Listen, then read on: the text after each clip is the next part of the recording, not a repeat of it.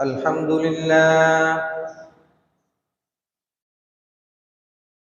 الحمد لله الذي هدانا إلى الإسلام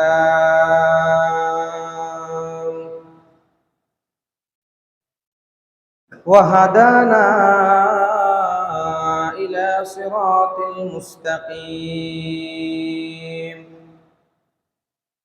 وجعلنا من المسلمين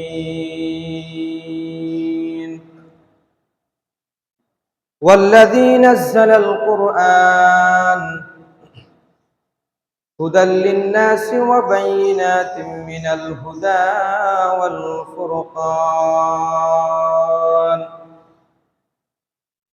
وخلق الإنسان وكرمه وفضله على سائر الأنام وعلمه من البيان ما لم يعلم فسبحان الذي لا يحصى امتنانه باللسان ولا بالقلم ونشهد أن لا إله إلا الله وحده لا شريك له ونشهد أن سيدنا وسندنا وحبيبنا وطبيبنا ومولانا وأولانا محمدا عبده ورسوله أرسله بالحق بشيرا ونذيرا وداعيا إلى الله بإذنه وسراجا منيرا أما بعد فأعوذ بالله من الشيطان الرجيم بسم الله الرحمن الرحيم ومن يكفر بالإيمان فقد حبط عمله وهو في الآخرة من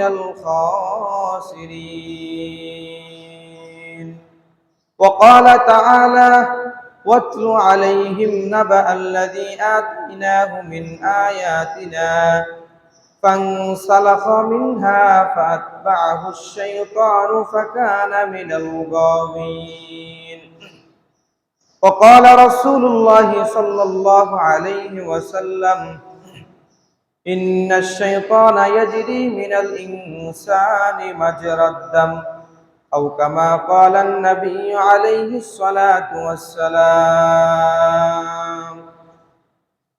سبحانك لا علم لنا إلا ما علمتنا إنك أنت العليم الحكيم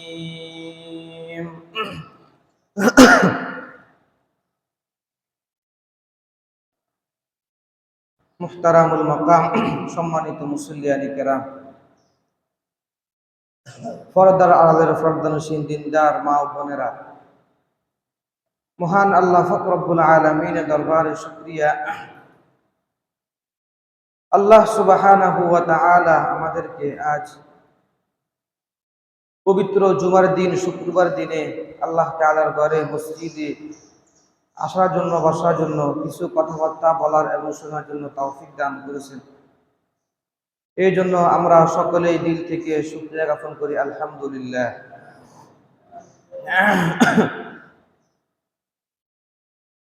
আমার যে ধারাবাহিকতার আলোচনা চলতেছে,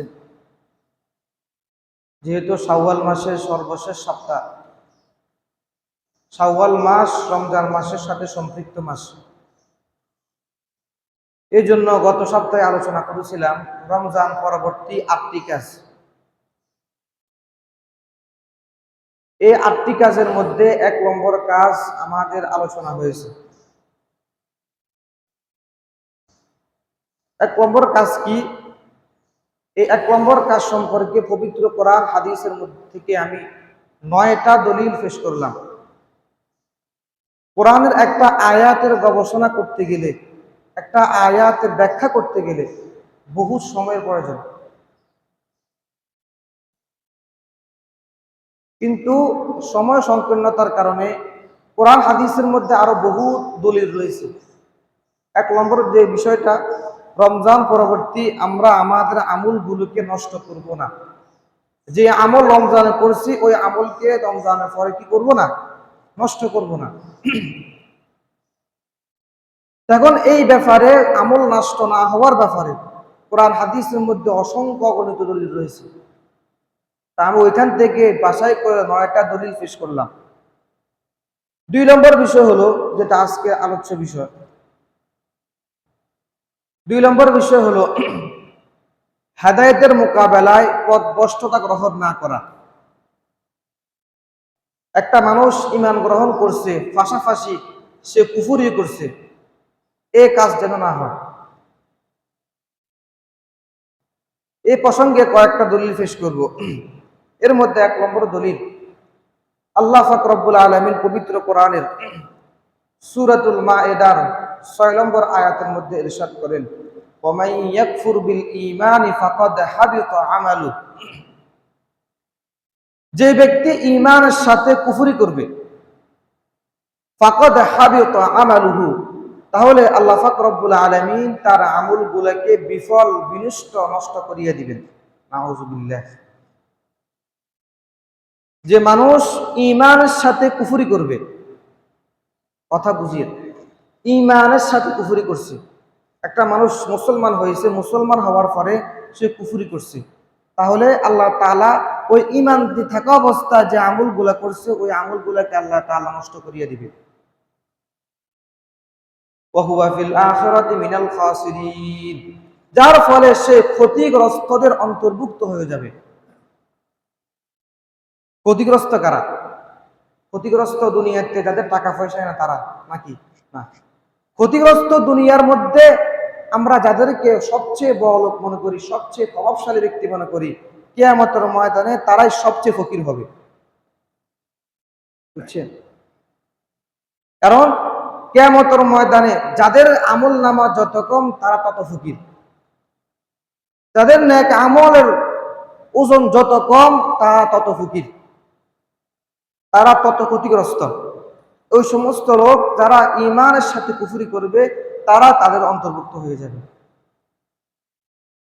লম্বা আলোচনা, এই জন্য ব্যাখ্যা বেশি করলাম না। 2 নম্বর যে দলিল, আল্লাহ তাআলা পবিত্র কোরআনের 9 নম্বর পারা সূরাতুল আরাফের 175 নম্বর আয়াতের মধ্যে বলেন, ওয়াতলু আলাইহিম নাবা আল্লাযী আতাইনাহু মিন আয়াতিনা। আল্লাহ পাক রব্বুল আলামিন বলেন, ওয়াতলু আলাইহিম, হে আমার নবী আপনি তাদের কাছে বর্ণনা করেন। কাদের কাছে? কাফের ইহুদি খ্রিস্টানদের কাছে আপনি বর্ণনা করেন। কাকে বলতেছে? নবীকে বলতেছে। নাবা আল্লাযী আতাইনাহু মিন আয়াতিনা, ওই ব্যক্তির সংবাদ যেই ব্যক্তিকে আমি আমার নিদর্শন সমূহ দান করেছিলাম। ফানসালাখা মিনহা, এরপর সে ওই নিদর্শন থেকে নিজেকে গুটিয়ে নিয়েছে। ফাআতবাহু শাইতানু ফাকানা মিনাল গাওয়িন, এরপরে যখন আল্লাহ তাআলা তাকে নির্দেশন দিয়েছে, ওই নিদর্শন থেকে সে নিজেকে গুটিয়ে নিয়েছে। গুটিয়ে নেওয়ার পরে শয়তান তাকে তার পিছে লাগছে। ফাকানা মিনাল গাওয়িন, যার ফলে সে পথভ্রষ্ট হয়ে গিয়েছে। এখান থেকে কয়েকটা শিক্ষা আমাদেরকে গ্রহণ করতে হবে। কোরআনের প্রত্যেকটা আয়াতের মধ্যে আমাদের শিক্ষা রয়েছে। এখান থেকে শিক্ষা হচ্ছে, ওই ব্যক্তিকে আল্লাহ তাআলা দান করেছে, দান করার পরে সে ওই দান থেকে বিমুখ হয়ে গিয়েছে, যার ফলে আল্লাহ তাআলা, শয়তান তার কি করছে? অনুসরণ করছে। এখান থেকে একটা আমাদেরকে স্পষ্ট আমাদেরকে মেসেজ দেয়, সেটা হচ্ছে যে যখন আমরা আল্লাহর নিদর্শন ভুলে যাব, আল্লাহর নিদর্শন থেকে আমরা মুখ ফিরিয়ে নিব, তখন কি হয়? শয়তান আমাদের পিছে লেগে যায়, যার ফলে আমরা শয়তান অন্তর্ভুক্ত হয়ে যাই। এরপরে আয়াত সূরাতুল আরাফের 176 নম্বর আয়াতের মধ্যে আল্লাহ তাআলা বলেন, এই আয়াতের সাথে সম্পৃক্ত আয়াত, ওয়ালাউ শি'না লারাফা'নাহু বিহা, যদি আমি রব্বুল আলামিন চাইতাম, লারাফা'নাহু বিহা, তাহলে আমি এই আয়াত দ্বারা তাদেরকে উন্নত করতে পারতাম। লারাফা'নাহু বিহা, তাহলে এই আয়াতের দ্বারা, এই নিদর্শনের দ্বারা আমি তাকে উচ্চ মর্যাদার অধিকারী বানাতে পারতাম। ওয়ালাকিন্নাহু আখলাদা ইলাল আরদি ওয়াত্তাবাআ হাওয়া, কিন্তু সেই ব্যক্তি দুনিয়ার প্রতি ঝুঁকে পড়েছে, এই কারণে আমি তাকে পথভ্রষ্টতা অন্তর্ভুক্ত বানিয়ে দিয়েছি। ওয়ালাকিন্নাহু আখলাদা ইলাল আরদি ওয়াত্তাবাআ হাওয়া, সে দুনিয়ার প্রতি ঝুঁকে পড়েছে এবং নিজের প্রবৃত্তির কামনা বাসনা চাহিদা অনুযায়ী চলতেছে। আল্লাহ পাক রব্বুল আলামিন বলেন পরের আয়াতের মধ্যে, ফামাসালুহু কামাসালিল কালবি, ওই ব্যক্তির দৃষ্টান্ত কুকুরের দৃষ্টান্তের মতো। ইন তাহমিল আলাইহি ইয়ালহাস আও তাতরুকুহু ইয়ালহাস, যদি আপনি তার উপর কিছু বোঝাও রাখেন, তাহলে সে জিহ্বাকে একটু বের করে হাঁপাইতে থাকবে। ঠিক না? কুকুরের একটা অভ্যাস আছে না, কি? জিহ্বাকে বের করে হাঁপায়। ইন তাহমিল আলাইহি ইয়ালহাস, যদি তার উপর কিছু বহন করা হয় তাহলেও সে হাঁপাবে। আও তাতরুকুহু ইয়ালহাস, যদি কিছু নাও রাখা হয় তাহলেও সে হাঁপাবে। বি'সা মাসালুল কওমিল্লাযীনা কাযযাবু বিআয়াতিল্লাহ, এই দৃষ্টান্ত হচ্ছে ওই নিকৃষ্ট সম্প্রদায়ের দৃষ্টান্ত যারা আমার আয়াতকে অস্বীকার করেছে। এই আয়াতের ব্যাখ্যা বিশ্ববিখ্যাত মুফাসসির কোরআনগণ উল্লেখ করেছেন। বিশেষ করে শাইখুল ইসলাম আল্লামা শাব্বির আহমদ উসমানী রাহমাতুল্লাহি আলাইহি তাফসীর ফাওয়ায়েদ উসমানীর মধ্যে কথা নিয়ে আসছেন। তিনি বলছেন, এই ঘটনা, এই আয়াত ইঙ্গিত করতেছে তৎকালীন যুগে আল্লাহর হাবিব সাল্লাল্লাহু আলাইহি ওয়াসাল্লামের কাছে যখন কাফেররা বিভিন্ন রকমের তারা ঈমান গ্রহণ করছে, ঈমানের পাশাপাশি তারা কুফরি করে, তখন আল্লাহ তাআলা এই আয়াত নাযিল করেছেন। কার ব্যাপারে? এই আয়াতের ব্যাখ্যা ইঙ্গিত করে আল্লাহ রাসূলুর জামানার আগে মুসা আলাইহিস সালামের জামানার একজন বড় দুনিয়াবিদারি, একজন বড় আলেম, মুস্তাজাবুদ দাওয়াত, যার নাম ইতিহাসের মধ্যে পাওয়া যায়, মুফাসসির তাফসীর মধ্যে পাওয়া যায়। তার নাম ছিল বালআম ইবনে বাউরা। নাম কি? বালআম ইবনে বাউরা। এর পাশাপাশি তাওজীহুল কোরআনের মধ্যে এর উল্লেখ রয়েছে। রাষ্ট্রীয় উসমান হাফিজাহুল্লাহ তিনিও এই কথা নিয়ে আসছেন। কি কথা? যে এই আয়াতের প্রতি ইঙ্গিত করেছে বালআম ইবনে বাউরার দিকে। এরকম ভাবে মারিফুল কোরআন, তাফসীর ইবনে কাসির, বিশ্ববিখ্যাত তাফসীর সবগুলোর মধ্যে সমস্ত মুফাসসির কোরআনগণ এই আয়াতের ব্যাখ্যার দিকে নিয়ে গেছেন বালআম ইবনে বাউরার দিকে। তাহলে বালআম ইবনে বাউরা কে ছিল? এই প্রসঙ্গে আপনাদেরকে ছোট্ট একটা কাহিনী শুনে। বালআম ইবনে বাউরা যে ঘটনা ঘটছিল, ফেরাউনের ধ্বংসের পরে হযরত মূসা আলাইহিস সালাতু ওয়াস সালাম, বনু জাব্বার নামক একটা গোষ্ঠী রয়েছে, ওই গোষ্ঠীর বিরুদ্ধে যুদ্ধের জন্য তিনি অভিযান চালাতেছেন। বালআম ইবনে বাউরা ফিলিস্তিনের মানআম নামক স্থানে তিনি ছিলেন। একজন বড় আবেদ ছিলেন, দুনিয়ামুখী ছিল। এই জন্য শুধুমাত্র আবেদ হলে হবে না, শুধুমাত্র আলেম হলে হবে না। দুনিয়ার মোহ, দুনিয়ার সম্পদের লোভ, দুনিয়ার আকাঙ্ক্ষা, দুনিয়ার লোভ ভরসা আমাদেরকে ত্যাগ করতে হবে। সারাদিন নামাজ পড়তেছি, সারাদিন রোজা রাখতেছি, সারাদিন আল্লাহর ইবাদত করতেছি, যদি অন্তরের মধ্যে দুনিয়ার লোভ ভরসা মুহাব্বত থাকে, তাহলে আল্লাহ তাআলা হতে পারে ওই বালআম ইবনে বাউরার মতো আমাদের আমলগুলোকে বিনষ্ট করিয়ে দিবেন। তখন বালআম ইবনে বাউরা মুস্তাজাবুদ দাওয়াত ছিল, যেটাকে বলা হয় যার দোয়া সবসময় কবুল করা হয়। তাকে কি বলে? মুস্তাজাবুদ দাওয়াত, যার দোয়া সবসময় কবুল করা হয়। তো এখন কবুল করার সময় যেহেতু সবাই জানে যে ওই ব্যক্তির দোয়া সবসময় কবুল করা হয়, তখন যাদের বিরুদ্ধে মূসা আলাইহিস সালাতু ওয়াস সালাম যুদ্ধের জন্য বের হয়েছে, তারা এসে ফিলিস্তিনের ওই মালআম নামক স্থানে আসছেন। আসার পরে ওই আবেদকে বলতেছেন, আপনি তো অনেক বড় আল্লাহর ওলি, আপনার দোয়া তো আল্লাহ তাআলা সবসময় কবুল করেন, আপনি একটু কষ্ট করে মূসা আলাইহিস সালামের বিরুদ্ধে দোয়া করেন। দেখছেন, ওই বিরোধীমুখী যেই সম্প্রদায় বনু জাব্বার, তারা এসে হযরত মূসা আলাইহিস সালামের বিরুদ্ধে বদদোয়া করার জন্য বালআম ইবনে বাউরাকে বলতেছে। তো এখন প্রথমত বালাম ইবনে বাওরা বলতেছে, দেখো আমার পক্ষে সম্ভব না। আল্লাহ নবী মুসা আলাইহিস সালাম আল্লাহর প্রেরিত নবী, এই নবীর বিরুদ্ধে দোয়া করা এটা আমার শোভা পায় না। তখন মুসা আলাইহিস সালামের বিরুদ্ধে দোয়া করার জন্য অনেক ফিরে ফিরে করতেছে। সবাই মনোযোগ দিয়ে শুনেন। মুসা আলাইহিস সালামের বিরুদ্ধে দোয়া করার জন্য অনেক আবেদন করতেছে, ওই আর রাজি হইতেছে না। পরিশেষে যখন রাজি হইতেছে না, তখন তাকে বিভিন্ন রকমের সম্পদের লোভ দেখাইছে। যদি তুমি দোয়া করো তাহলে তোমাকে এই পরিমাণ সম্পদ দেওয়া হবে, এই পরিমাণ অর্থ দেওয়া হবে, এই পরিমাণ তোমাকে দেওয়া হবে, এগুলা বলে বলে তাকে লোভ দেখাইছে। লোভ দেখানোর পরে সে রাজি হয় না। পরবর্তীতে সে ওই বালাম ইবনে বাওরার স্ত্রীর কাছে গেছে। সাধারণত মহিলাগণ একটু লোভ লালসা একটু তাড়না থাকে তাদের ভিতরে, এটা মহিলাদের একটা জাতিগত অভ্যাস। সব মহিলা তাদের একটু লোভ লালসার একটু তাড়না থাকে, সাধারণত সবাই না। তো এখন মুসা আলাইহিস সালামের বিরুদ্ধে দোয়া করার জন্য তার মহিলাকে, তার স্ত্রীকে বলতেছে যে এমনি এমনি তোমার স্বামীকে বলো। এখন সে রাজি হইতেছে না। পরবর্তীতে তাকে বিভিন্ন রকম লোভ দেখাইছে, লোভ দেখানোর পরে মহিলা রাজি হয়ে গেছে।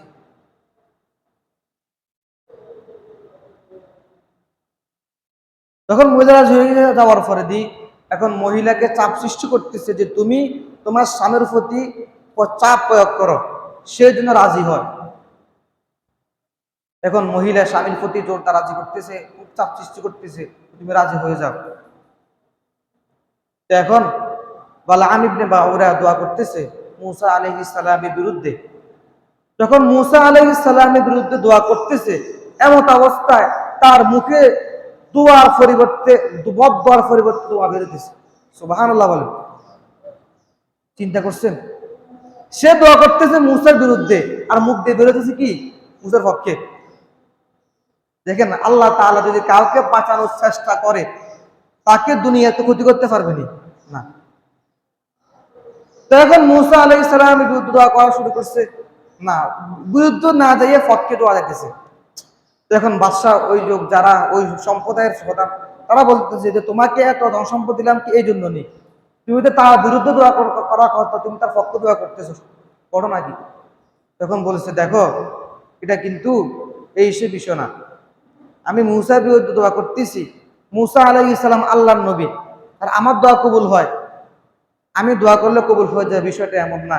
এই কারণে আল্লাহ তাআলা আমার মুখ দিয়ে, আমি ইচ্ছা করি না অনিচ্ছাকৃত ভাবে আমার মুখ দিয়ে মুসার পক্ষে দোয়া বেরোতেছে। সুবহানাল্লাহ।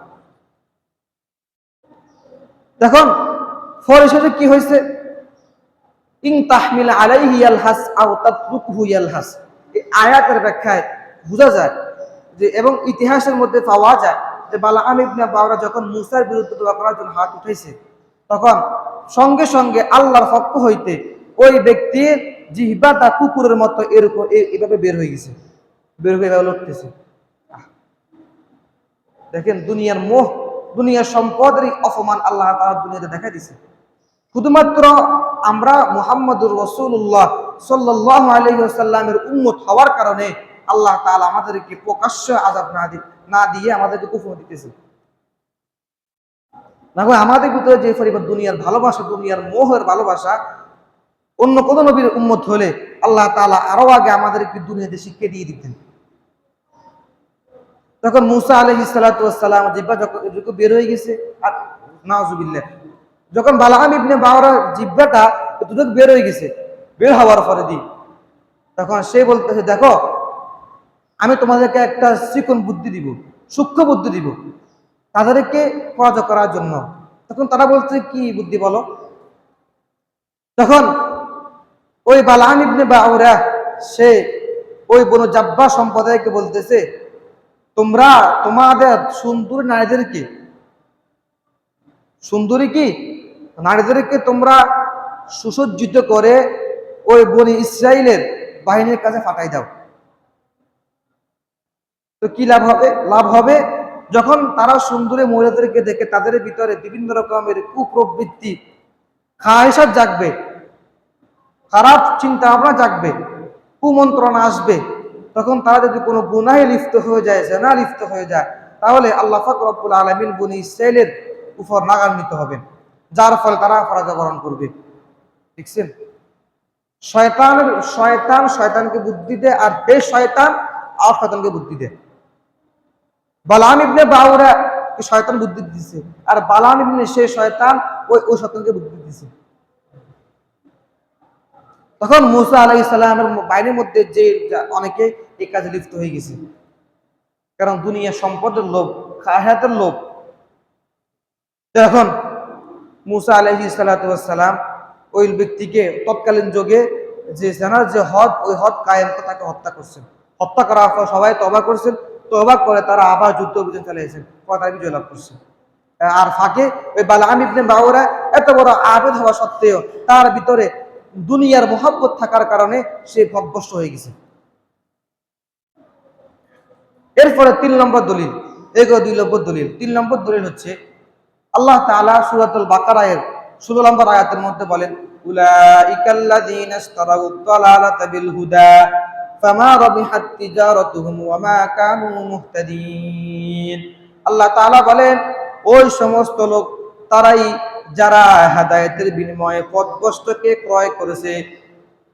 টাকার বিনিময়ে আমরা মাল ক্রয় করি, আর যারা মুনাফিক, কঠোর মুনাফিক, তারা হেদায়েতের বিনিময়ে পথভ্রষ্টকে গ্রহণ করে, ক্রয় করে। ফামা রাবিহাত তিজারাতুহুম ওয়া মা কানু মুহতাদিন, কিন্তু তাদের এই ব্যবসা কোনো লাভ হয় নাই, তারা পথভ্রষ্ট হয়ে গিয়েছে, হেদায়েত প্রাপ্ত হয় নাই। তো এখন এই আয়াতের মধ্যে উলাইকে বলে কাদেরকে উদ্দেশ্য করতেছেন? ওই সমস্ত লোক। এই উলাইকে বুঝতে হলে আমাদেরকে শুরু থেকে জানতে হবে। আমি আয়াত করতেছি না সময়ের সংকীর্ণতার কারণে, আমি আপনাদের সম্মুখে এই ব্যাখ্যাটা স্পষ্ট বলতেছি। পবিত্র কোরআনের সূরা বাকারার শুরুতে আলিফ লাম মিম যালিকাল কিতাবু লা রাইবা ফীহি হুদাল লিল মুত্তাকিন, ওই কিতাব যার মধ্যে কোনো সন্দেহ নাই। কোন কিতাব? পবিত্র কোরআন। আল্লাহ তাআলা বলতেছেন এই কোরআনের মধ্যে কোনো সন্দেহ নাই। হুদাল লিল মুত্তাকিন, যেটা মুত্তাকিনদের জন্য হেদায়েত স্বরূপ। তো মুত্তাকি কারা? আল্লাহ তাআলা আবার পরে আয়াতের মধ্যে বলতেছেন, আল্লাযীনা ইউমিনুনা বিল গায়বি ওয়া ইউকিমুনাস সালাত ওয়া মিম্মা রাযাকনাহুম ইউনফিকুন। যারা ঈমান গ্রহণ করছে অদৃশ্যের, অদৃশ্য বলতে আল্লাহ, রাসূল, ফেরেশতা, জান্নাত, জাহান্নাম ইত্যাদি, তারা অদৃশ্যের প্রতি ঈমান আনছে, নামাজ কায়েম করছে, এবং আমি তাদেরকে যে রিজিক দান করেছি ওই রিজিক থেকে যারা ব্যয় করে। ওয়াল্লাযীনা ইউমিনুনা বিমা উনজিলা ইলাইকা ওয়া মা উনজিলা মিন ক্বাবলিক।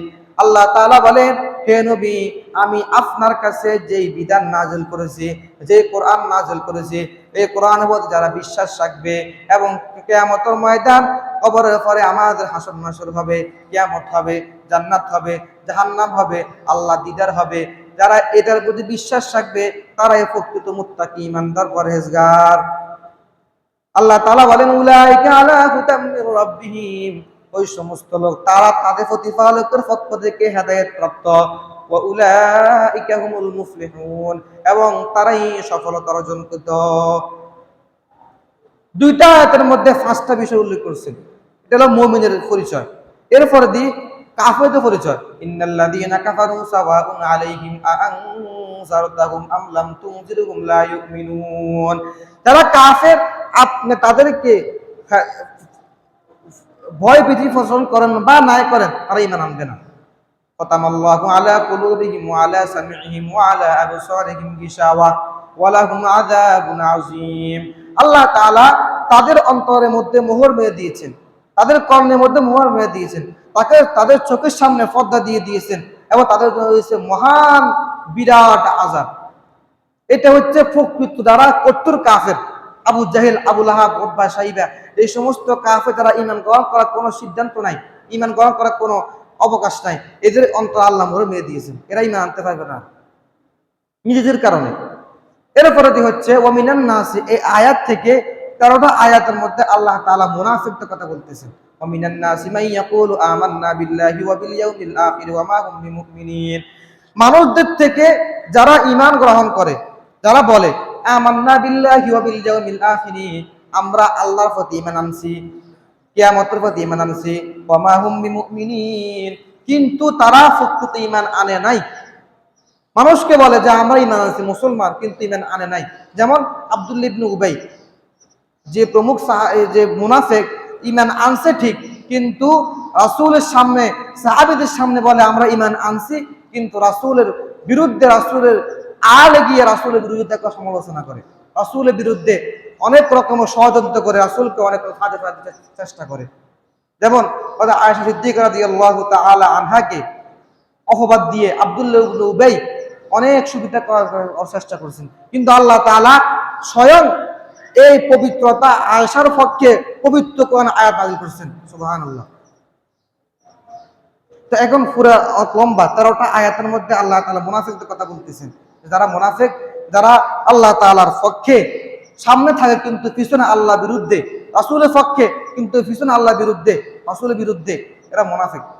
তো ওরা এই সমস্ত লোক, তারাই এই আয়াতের উদ্দেশ্যে আমি যে আয়াত তেলাওয়াত করেছি, উলাইকাল্লাযীনা ইশতারাউদ দালালাতা বিল হুদা, তারা হেদায়েতের বিনিময় তারা পথভ্রষ্ট গ্রহণ করছে। তো এখন হেদায়েতের বিনিময়ে যারা পথভ্রষ্ট গ্রহণ করবে, তারা মুনাফিকদের এক কাতারের মধ্যে পড়ে যায়। এইগুলো 3টা দলিল। 4 নম্বর দলিল, এই 3টা দলিল। এরপরে দুইটা বিষয় গেছে।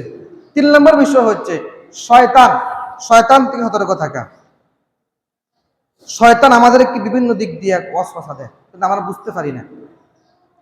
শয়তান থেকে সতর্ক থাকা, যেমন আল্লাহ তাআলা পবিত্র কোরআনের সূরাতুল ফাতিরের 6 নম্বর আয়াতের মধ্যে বলেন, ইন্নাশ শাইতানা লাকুম আদুউন ফাত্তাখিযুহু আদুওয়া, নিশ্চয় শয়তান তোমাদের দুশমন, আর অতএব শয়তানকে তোমরা দুশমন হিসেবে গ্রহণ করো, বন্ধু হিসেবে গ্রহণ করবা না। ইন্নামা ইয়াদউ হিজবাহু লিয়াকুনু মিন আসহাবিস সাঈর, আর শয়তান তার দলবলকে ডাকে। তার দলবল কারা? এই আয়াতের ব্যাখ্যা তার দলবল বুঝায় যারা শয়তান অনুসরণ করবে। লিয়াকুনু মিন আসহাবিস সাঈর, যাতে করে শয়তান তাদেরকে জাহান্নামী বানাতে পারে। নাউযুবিল্লাহি মিন যালিক। 2 নম্বর দলিল, শয়তান ও তার দলবল আমাদেরকে দেখে, কিন্তু আমরা দেখি না। আল্লাহ তাআলা পবিত্র কোরআনের সূরাতুল আরাফের 27 নম্বর আয়াতের মধ্যে বলেন, ইয়া বানি আদম লা ইয়াফতিনান্নাকুমুশ শাইতান, হে বনি আদম, লা ইয়াফতিনান্নাকুমুশ শাইতান, শয়তান যেন তোমাদেরকে পথভ্রষ্ট করতে না পারে, বিভ্রান্তি করতে না পারে। কামা আখরাজা আবাওয়াইকুম মিনাল জান্নাতি ইয়ানজিউ আনহুমা, এরকম ভাবে শয়তান তোমাদের পিতামাতা আদম এবং হাওয়াকে জান্নাত থেকে বের করেছেন। ইয়ানজিউ আনহুমা লিবাসাহুমা লিয়ুরিয়াহুমা সাওআতিহিমা, শয়তান আদম এবং হাওয়ায়ের কাপড় কেটে নিয়ে তাদের লজ্জাস্থানকে উন্মুক্ত করে দিয়েছে, যাতে করে লিবাসাহুমা লিয়ুরিয়াহুমা সাওআতিহিমা, যাতে তারা তাদের একে অপরের লজ্জাস্থান দেখতে পায়। দেখেন, শয়তান জান্নাতের মধ্যে এই ষড়যন্ত্র করতেছে। আদম এবং হাওয়াকে পথভ্রষ্ট করার জন্য শয়তান যখন এই আয়াতের আগের আয়াত যেটা কলামা মানাকা আল্লাহ তাসজুদা ইয আমারতু, এখান থেকে 5টা আয়াতের মধ্যে শয়তানের সাথে আল্লাহর সাথে বিতর্ক হয়েছে। শয়তান আল্লাহ বলতেছেন, হে ইবলিস, তুমি আদমকে সিজদা করো। সে বলতে, আনা খায়রুম মিন খলাকতানি মিন নারি ওয়া খলাকতাহু মিন তিন, আমাকে সৃষ্টি করা হয়েছে আগুন দিয়া, আদমকে সৃষ্টি করা হয়েছে মাটি দিয়া, তাহলে মাটি উত্তম নাকি আগুন উত্তম? শয়তানের যুক্তি। দেখেন, শয়তান অনেক বড় আবিদ ছিল, অনেক বড় অনেক কিছু ছিল, কিন্তু শয়তান ইবলিস আল্লাহর সাথে অহংকার করার কারণে আল্লাহ তাআলা তাকে বলতেন, ক্বালা ফাহবিত মিনহা ফামা ইয়াকুনু লাকা আন তাতাকাব্বারা ফিহা ফাখরুজ মিনহা, তুমি অহংকার করেছো, তোমার মতন এরকম জান্নাত থাকা দরকার, তুমি এখান থেকে বের হয়ে যাও। অহংকার পতনের মূল। তো এই আয়াত, 5টা আয়াতের পরে আস্তে আস্তে মূল ব্যাখ্যা, যে এই আয়াতের মধ্যে যে বলতেছেন লিয়ুরিয়াহুমা সাওআতিহিমা, যে জান্নাতের মধ্যে আদম এবং হাওয়া আলাইহিস সালাতু ওয়াস সালামকে তাদের কাপড় খুলে ফেলছে, খোলার চেষ্টা করতেছে, যাতে করে তারা তাদের এক অপরের দেখে। দেখার পরে কি হবে? তাদের ভিতরে খারাপ যন্ত্রণা আসবে, কুমন্ত্রণা আসবে, যার ফলে শয়তান বিজয় লাভ করতে পারবে। এরপরে আরো আয়াতের মধ্যে আল্লাহ তাআলা বলেন, সূরাতুস সাবার 20 নম্বর আয়াত, লাকাদ সাদ্দাকা আলাইহিম ইবলিসু যান্নাহু ফাত্তাবাউহু ইল্লা ফারিকাম মিনাল মুমিনিন, ইবলিস তার যে সিদ্ধান্ত, তার যে পরিকল্পনা, সে পরিকল্পনাকে বাস্তবায়িত করতেছে। এখন ইল্লা ফারিকাম মিনাল মুমিনিন, কিন্তু একদল মুমিনকে করতে পারতেছে না। ওই দল মুমিন কারা? মুমিন হচ্ছে আল্লাযীনা ইউমিনুনা বিল গায়বি ওয়া ইয়াকিমুনাস সালাহ ওয়া মিম্মা রাযাকনাহুম ইউনফিকুন। যে সমস্ত মুমিন আল্লাহকে মানে, রাসূলকে মানে, কোরআন মানে, হাদিস মানে, ইসলামের সমস্ত বিধিবিধানের মধ্যে চলে, তাদেরকে শয়তান ধোঁকা দিতে পারবে না। এটা আল্লাহ তাআলা আয়াতে বলে দিয়েছেন। এরপর আরেকটা আয়াতের মধ্যে আল্লাহ তাআলা বলেন, সূরাতুল আরাফের ৭০ নম্বর আয়াত, সুম্মা লাআতিয়ান্নাহুম মিন বাইনি আইদিহিম ওয়া মিন খালফিহিম ওয়া আন আইমানিহিম ওয়া আন শামাইলিহিম। শয়তানকে আল্লাহ বলতে, তুমি এখান থেকে বের হয়ে যাও। কথা বলতেছে, আমি বের হওয়ার আগে আপনার কাছে একটা দাবি। কি দাবি? ফানজুরনি ইলা ইয়াউমি ইউবআসুন, আমাকে কিয়ামত পর্যন্ত আপনি সুযোগ দেন। আল্লাহ তাআলা তাকে সুযোগ দিয়ে দিয়েছেন। তখন সুযোগে সে কি করছে? এরপরে শয়তান বলতেছে, সুম্মা লাআতিয়ান্নাহুম, আপনি যেরকম ভাবে আমাকে জান্নাত থেকে বের করছেন, আমিও আপনার বান্দাদেরকে এরকম পথভ্রষ্ট করে জাহান্নামে নিয়ে যাব। নাউযুবিল্লাহ। শয়তান বলতেছে, সুম্মা লাআতিয়ান্নাহুম মিন বাইনি আইদিহিম, আমি তাদের নিকট উপস্থিত হব তাদের পিছন দিক থেকে, তাদের সামনের দিক থেকে, ওয়া আন আইমানিহিম ওয়া আন শামাইলিহিম, তাদের ডান দিক থেকে, তাদের বাম দিক থেকে। ওয়ালা তাজিদু আকসারাহুম শাকিরিন, কিন্তু মানুষের থেকে অধিকাংশ লোককে আপনি শুকর অবস্থা পাবেন না। হবে কিভাবে? শয়তান পিছন দিক থেকে, সামনের দিক থেকে, ডান দিক থেকে, বাম দিক থেকে আসবে, আমাদেরকে ওয়াসওয়াসা দিবে। ও শয়তানকে আমরা কিভাবে দেখব? হাদিসের মধ্যে এফাজে দলিল, সহিহ বুখারী 2038 নম্বর হাদিস, قال رسول الله صلى الله عليه وسلم إن الشيطان يجري من الإنسان مجرى الدم। আল্লাহর হাবিব বলেন, শয়তান তোমাদের শরীরের মধ্যে রক্তের মতো চলাচল করতে থাকে। রক্ত যেরকম চলাচল করে আমাদের শরীরের মধ্যে, ওই শয়তানও আমাদের শরীরের মধ্যে চলাচল করে। আল্লাহর হাবিব বলতেছেন, ওয়া ইন্নী খাশিতু আইয়ুলকিয়া ফি আনফুসিকুমা শাইআ, আর আমি নবী মুহাম্মদ সাল্লাল্লাহু আলাইহি ওয়াসাল্লাম আশঙ্কা করতেছি শয়তান তোমাদের অন্তরের মধ্যে কোনো কুমন্ত্রণা দিবে কিনা। তাহলে শয়তানের এত পরশরণা, শয়তানের কুমন্ত্রণা, এটা আল্লাহর হাবিব আমাদের উপর আশঙ্কা করে গেছে। এবার ৫ নম্বর দলিল, তিরমিজি শরীফের ১১৭২ নম্বর হাদিসের মধ্যে আল্লাহর হাবিব সাল্লাল্লাহু আলাইহি ওয়াসাল্লাম বলেন, লা তালিজু ফিল মুগিবাত। আল্লাহর হাবিব সাল্লাল্লাহু আলাইহি ওয়াসাল্লাম বলেন, তোমরা যে সমস্ত স্ত্রীদের স্বামী থাকবে না, এখানে দুইটা ব্যাখ্যা। অত স্বামী আছে কিন্তু ফাঁসে নাই, অথবা বিবাহ করে নাই, এমন স্ত্রীদের পরে তোমরা কাছে গনাইও না। লা তালিজু ফিল মুগিবাত ইন্নাশ শাইতানা ইয়াজরি মিন আহাদিকুম মাজরাদ দামি। যে শয়তান তোমাদের প্রত্যেকের অন্তরের মধ্যে, রক্তের মধ্যে শিরার মতো চলাচল করতে থাকে।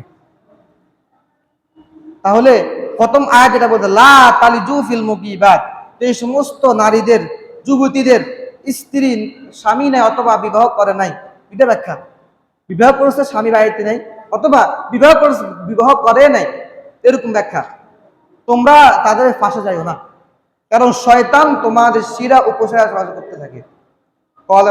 কুলনা, সাহাবা কেন বলতেছেন যে ওয়ামিনকা ইয়া রাসূলুল্লাহ, যে হে আল্লাহর রাসূল, শয়তান আমার অন্তরে যেরকম ওয়াসওয়াসা দেয়, আপনার অন্তরে কি ওয়াসওয়াসা দেয়? তখন আল্লাহর হাবিব সাল্লাল্লাহু আলাইহি ওয়াসাল্লাম বলতেছেন যে ওয়ামিন্নি, শয়তান আমাকেও ওয়াসওয়াসা দেয়, ওয়ালাকিন্নাল্লাহ আ'আনানি আলাইহি, কিন্তু আল্লাহ পাক রব্বুল আলামিন আমাকে শয়তান থেকে বাঁচিয়ে রাখেন। আল্লাহর হাবিবকে ধোঁকা দেয়, কিন্তু আল্লাহর হাবিবকে আল্লাহ তাআলা বাঁচায় রাখে শয়তান ধোঁকা থেকে। এরপর গেছে 3 নম্বর। 4 নম্বর যে বিষয়টা, নামাজ না ছাড়া প্রতিজ্ঞা করা। রমজান পরবর্তী 8টি কাজের মধ্যে 3টা কাজ গেছে। 1 নম্বর কাজ হচ্ছে কি? আমলগুলাকে বিফল না করা। 2 নম্বর কাজ কি বলেন তো? আমি আজকে আলোচনা করছিলাম, বলতে পারবেনি কেউ? 2 নম্বর কাজ হচ্ছে হেদায়েতের মোকাবেলা পথভ্রষ্ট গ্রহণ না করা। বালাআম ইবনে বাওয়ার ঘটনা বললাম। 3 নম্বর হচ্ছে শয়তান থেকে দূরে থাকা, সতর্ক থাকা। 4 নম্বর হচ্ছে নামাজ না ছাড়া প্রতিজ্ঞা করা। যেমন আল্লাহ তাআলা পবিত্র কোরআনে সূরা বাকারার মধ্যে বলেছেন, হাফিজু আলা সলাওয়াতি ওয়াস সালাতিল উসতা, তোমরা নামাজের প্রতি হেফাজত করো এবং বিনত হয়ে আল্লাহ তাআলার জন্য দাঁড়াও। নামাজ নিয়ে কোরআনের মধ্যে আয়াতের কোনো অভাব নাই, ব্যাখ্যার কোনো অভাব নাই, কিন্তু নামাজ আল্লাহ তাআলা একটা নামাজ একটা ভালো কাজ রুসিলায় আল্লাহ তাআলা আর একটা ভালো কাজ করার তৌফিক দান করে। এরপরে কিয়ামতের ময়দানে সর্বপ্রথম আমাদের জন্য যে কাজ হবে নামাজের হিসাব নেওয়া হবে। আউয়ালু মা ইউহাসাবু বিহিল আবদু ইয়াউমাল কিয়ামাতি সালাতুহু ফা ইন উজিদাত তাম্মাতুন কুতিবাত তাম্মাতুন। যখন কিয়ামতের ময়দানে নামাজের হিসাব চাওয়া হবে, তখন যদি নামাজ পরিপূর্ণ পাওয়া যায় তাহলে আলহামদুলিল্লাহ, পরিপূর্ণ তাকে বিজয় দান করা হবে। কিন্তু ফা ইন কানা তুকিসু মিনহা শাইউন, যদি নামাজের মধ্যে কোনো গাফলতি কোনো কমতি পাওয়া যায়, তখন আল্লাহ তাআলা বলবেন ক্বালাল্লাহু তাআলা উনজুরু হাল তাজিদুনা লাহু মিন তাতাউইন, যে তার কাছে দুনিয়াতে কোন নফল আমল আছে কিনা দেখো। যখন নামাজের হিসাব পরিপূর্ণ পাওয়া যাবে, তখন আল্লাহ তাআলা বলবেন যে তাকে জান্নাতে নিয়ে যাও। তার হিসাব শেষ, পরিপূর্ণ লেখা হয়ে যাবে, তার চিন্তা অর্ধেক শেষ, তখন নামাজের হিসাব পরিপূর্ণ পাওয়া যাবে। পরবর্তীতে যখন নামাজের হিসাব শেষ হবে, এরপরে যাদের কাছে নামাজ কমতে পাওয়া যাবে, নামাজের সব 5 ওয়াক্তের মধ্যে 2 ওয়াক্ত পড়ছে, 1 ওয়াক্ত পড়ছে বা পড়ে নাই বা সপ্তাহে একদিন আসছে, যাদের ভিতরে এই পরিমাণ নামাজ পাওয়া যাবে, তখন ওয়া ইন কানা তুকুসা মিনহা শাইউন ক্বালাল্লাহু তাআলা উনজুরু হাল তাজিদুনা লাহু মিন তাতাউইন। আল্লাহ তাআলা ফেরেশতাদেরকে বলবেন, হে ফেরেশতারা, আমার এই বান্দার আমল নামায় দেখো কোন নফল আমল আছে কিনা। সুবহানাল্লাহ।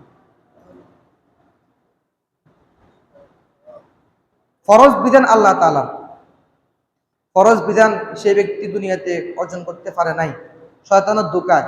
আল্লাহ তাআলা বলবেন, দেখো ফেরেশতারা, তারা আমল নামায় কোন নফল ইবাদত আছে কিনা। নফল ইবাদত কি? নফল ইবাদতের কোনো অভাব আছে? না, সত্তা করা, আল্লাহ তাআলার রাস্তা ব্যয় করা, তাহলে বিভিন্ন রকমের এই সাহায্য করা, গরিবকে সাহায্য করা, মসজিদে সাহায্য করা, মাদ্রাসা সাহায্য করা, এরকম নফল ইবাদতের কোনো অভাব নেই। যখন নামাজে কমতি পাওয়া যাবে, তখন আল্লাহ তাআলা বলবেন, নফল ইবাদত দেখো তার কোন নফল ইবাদত আছে কিনা। যে নফল ইবাদত তার ফরজের যে শূন্যতা রয়েছে, ওই শূন্যতাকে পূরণ করবে নফল ইবাদত দিয়ে। সুবহানাল্লাহ। তাহলে দেখেন, নফল ইবাদত আমরা অনেক সময় সুন্নত নফল এগুলোকে তরক করে ফেলি।